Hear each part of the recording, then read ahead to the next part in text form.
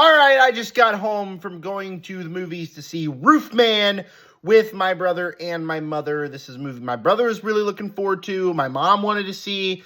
And I was supposed to go see this last Thursday, but the movie theater I went to, their screens weren't working, so I ended up driving to a different theater to go see Tron Ares the same day to give you my review. So I'm really late to hear, which means I got to hear all the reviews and all the people saying that's actually one of the most surprising movies of the year, and they really liked it. And after watching the movie, I gotta fully agree. My mother was not the biggest fan of the movie, but my brother enjoyed it, and I personally really liked this movie. It's not what you'd expect.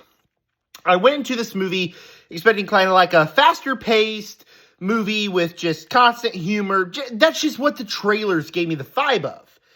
And then I watched the movie, and it's a slow-burn character study, which to a lot of you, you're going to hear that and say, ugh, that sounds boring.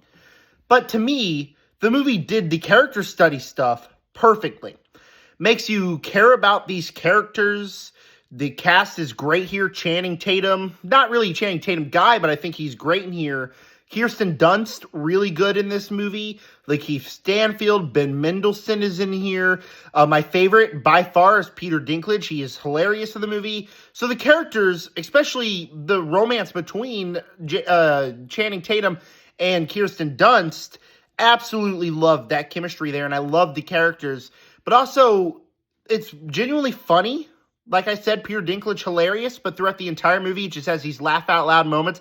The more the movie goes on, as we enter the third act, it does have some really laugh-out-loud moments, but it also has some heartfelt and, quite honestly, some heartbreaking moments, some scenes in the movie where I just really felt sad because their sad events are based off true events, and they are sad because the movie makes you care for these characters.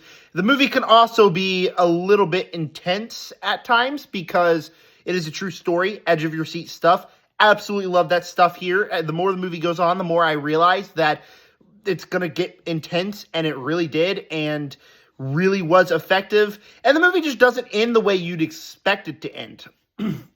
Comes a point to where it feels like we're about to get into like this big finale, and it's just not a big finale because the movie's not about that.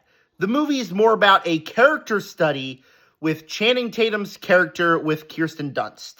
And that's the part I loved, and it hit every single aspect I wanted from the movie. It did have a few pacing issues. Some scenes could have been cut out here. It was a little too slow, but never enough to fully win my interest. This is a true story that I'm completely invested in, and it's just a really good movie that I highly recommend you guys go see in theaters, and a full review coming soon.